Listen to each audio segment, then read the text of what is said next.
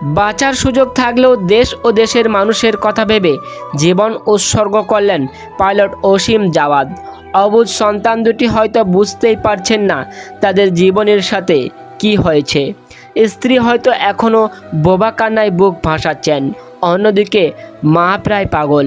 হাজার হাজার মানুষ জানাজায় অংশগ্রহণ করেছেন। মা, স্ত্রী বা বাচ্চাদের কথা এক মুহূর্তের জন্য ভাবেননি তিনি, শুধু ভেবেছেন দেশের মানুষের কথা।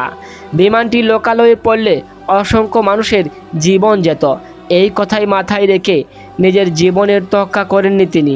হ্যাঁ, ইচ্ছে করলেই বেঁচে ফিরতে পারতেন তিনি, কিন্তু তাতে করে বাঁচাতে পারতেন না নিজের দেশের সম্পত্তি বা নিজের দেশের মানুষকে।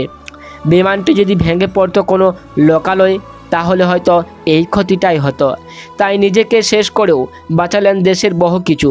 চট্টগ্রাম বিমান বাহিনীর একটি প্রশিক্ষণ বিমান বিধ্বস্ত হওয়ার পর এমনই জানা যাচ্ছে।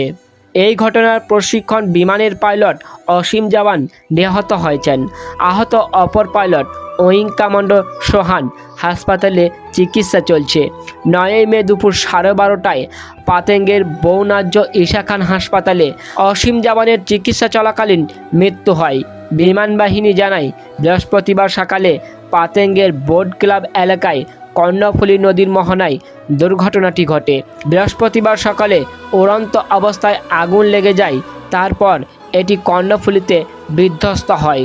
অবতরণের ঠিক আগ মুহূর্তে আগে বিমানটিতে আগুন লেগে গেলে পাইলট প্যারাশুটের মাধ্যমে অবতরণ করার চেষ্টা করে। কর্ণফুলী নদীতে থাকা অয়েল ট্যাঙ্কারের একটি সেলা জাহাজের লস্কর মোহাম্মদ এয়ারুল শেখ জানান, একটি বিকট শব্দের পর 2 পাইলট অবতরণ করেন। তাদের উদ্ধার করে তীরে আনার ব্যবস্থা করেন। স্থানীয় লোকজন 2 পাইলটকে উদ্ধার করে বোট ক্লাবে নিয়ে যায়। পরে তাদের হাসপাতালে ভর্তি করা হয়। প্রত্যক্ষদর্শীরা জানায়, প্রশিক্ষণ বিমানটি দুর্ঘটনার পর মুহূর্তের মধ্যেই জলের তলায় ডুবে যায়। ঠিক এভাবেই হারিয়ে যায় দেশের আরও একটি যোদ্ধা, হারিয়ে যায় আরও একটি মায়ের সন্তান। যে যোদ্ধা নিজের কথা একবারও ভাবেননি, ভেবেছে শুধু দেশের মানুষের কথা, দেশের সরকারের কথা।